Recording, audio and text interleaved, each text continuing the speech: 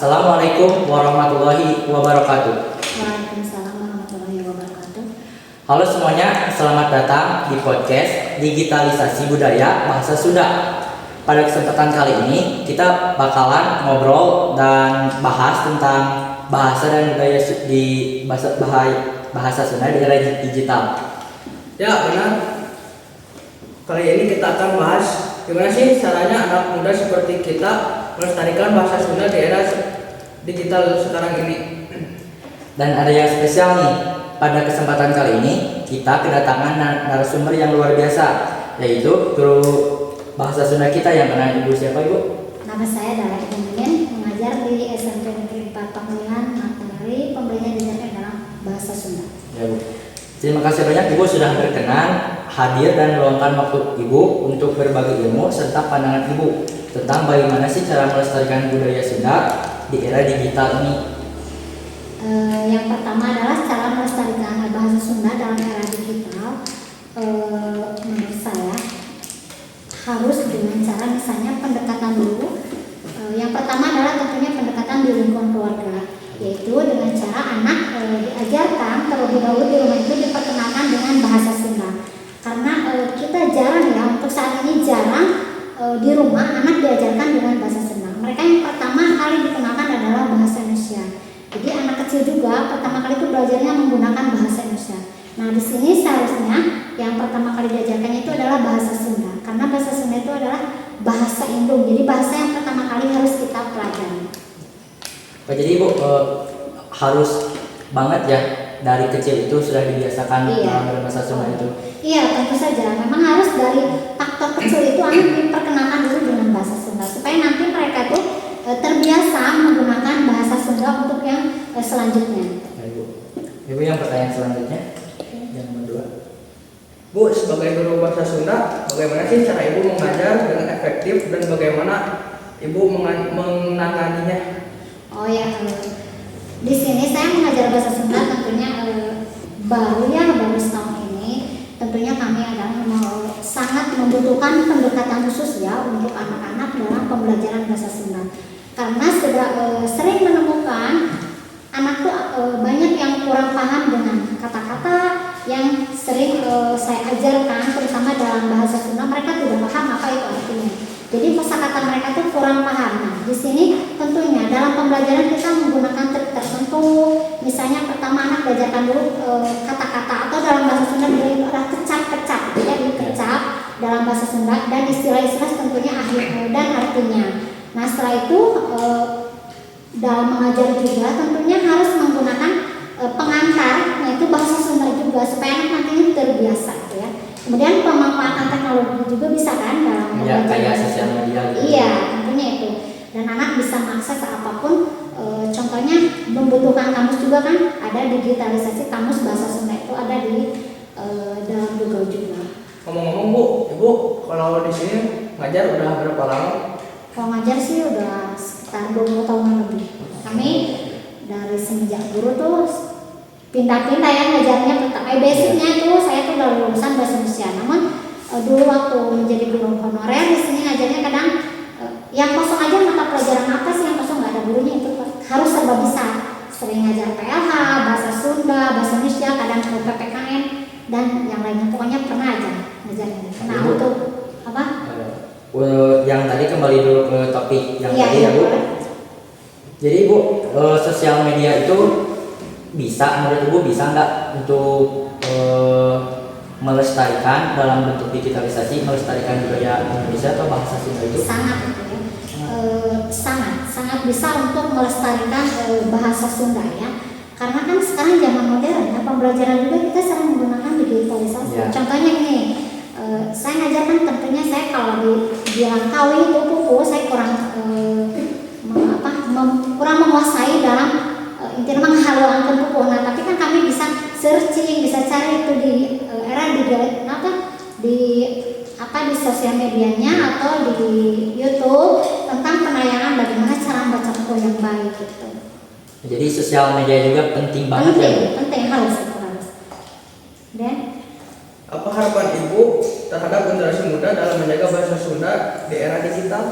harapannya saya sangat berharap semua semua generasi muda bisa menggunakan bahasa Sunda dengan baik dan benar, ya. Bisa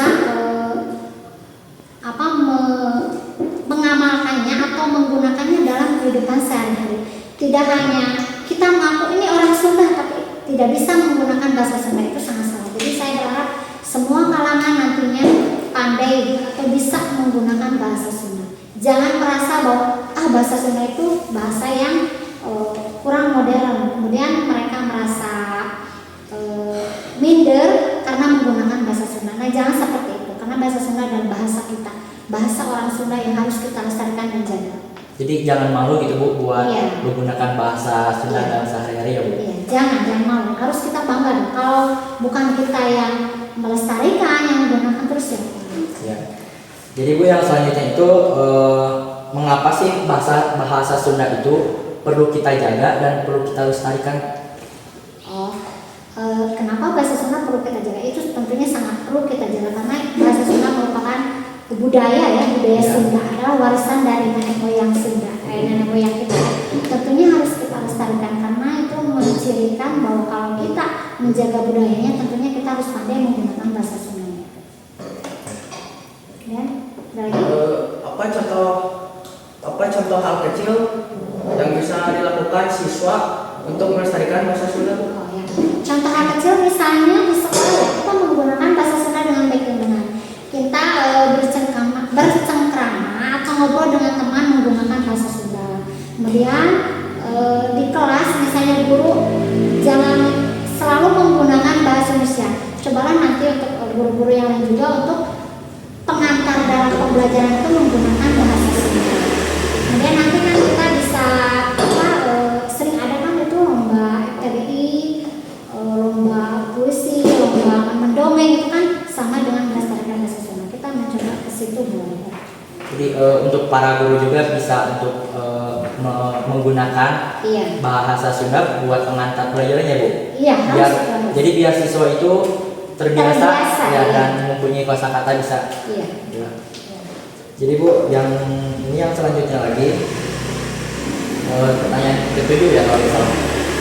Jadi menurut Ibu, bagaimana cara siswa untuk memanfaatkan media sosial untuk melestarikan bahasa Sunda Ibu? Contohnya misalnya dalam media sosial dalam untuk memanfaatkan bahasa Sunda itu kan? Ya. Misalnya contohnya sekarang kan di era digitalisasi untuk pembelajaran, misalnya nih saya pembelajaran di teks dongeng itu di kelas 7, anak kan lebih baik menggunakan memanfaatkan digitalisasinya itu kita searching atau biasanya sekarang kan sudah ada barcode dalam pembelajaran tuh, anak kemudian menggunakan barcode tersebut dan nanti kita akan muncul bagaimana dalam dongeng itu ada di situ ditayangkan cara membaca dongeng yang baik, kemudian contoh mendongeng itu ada. Kemudian untuk pelajaran yang tadi itu juga kan bisa mereka bisa melihat lewat YouTube langsung. Kenapa sih Bu bahasa Sunda itu penting untuk dijaga? Iya harus dong, itu kan tadi sudah dibahas, itu merupakan bagian budaya kita ya. Ciri budaya Bahasa warisan. kita. Jadi itu adalah tentunya memang harus dijaga. Ibu, bagaimana cara Ibu untuk memanfaatkan teknologi kayak tadi misal HP gitu kan Bu, bisa agar bahasa Sunda tidak hanya dikenal di Jawa Barat tapi bisa dikenali di lingkungan luar gitu, kayak beda pulau atau mungkin di luar negeri ya, internasional gitu. Sebetulnya sih itu sudah banyak kan, kita bisa melalui konten-konten ya. Kita bisa melalui konten mendongeng, konten baca buku, kemudian konten pidato, banyak. Seharusnya kita bisa diupload di sosial media biar semua orang bisa membaca, biar semua orang bisa menyaksikan. Nah, bisa melalui itu. Tapi saya lihat pas di medsos itu di TikTok banyak Bu orang luar yang bisa bahasa Sunda Bu. Iya, orang lain udah pandai kan melalui pembelajaran bahasa Sunda, dia mau belajar, biasanya itu mereka belajar bahasa Sunda, belajar kesenian tradisionalnya, menggunakan alat musik. Itu kenapa kita sebagai warga aslinya tidak mau gitu. Jadi kita sebagai generasi muda, ayolah pasti kita bisa, ayo kita belajar menggunakan bahasa Sunda dengan baik dan benar. Jadi di era digitalisasi sekarang itu emang sangat penting banget menggunakan penggunaan teknologi kayak HP atau membuat konten gitu di kayak platform TikTok dan Iya. sosial media lain untuk terus melestarikan Iya, dan bisa. mengenalkan gitu bahasa Sunda ke lingkungan luar ya Bu. Iya. Ya Bu, jadi terima kasih banget nih sudah meluangkan waktu untuk Ya, berbagi sama-sama. ilmu ini sama kita dan sama penonton juga yang menonton ini. Banyak banget nih Bu pelajaran yang bisa kita ambil dari bahasan tentang digitalisasi budaya ini ya Bu. Ya Bu, semoga bahasan kita kali ini menginspirasi lebih banyak anak muda untuk mencintai bahasa Sunda. Iya, amin. Mudah-mudahan ya. Ya. Selama kita mau, selama kita ada kemauan, pastinya kita akan bisa ya. Nah, dari bahasan kita hari ini bisa disimpulkan bahwa melestarikan bahasa Sunda itu di era digital ini bukan hanya penting, tapi juga bisa dilakukan dengan cara-cara yang seru dan kreatif.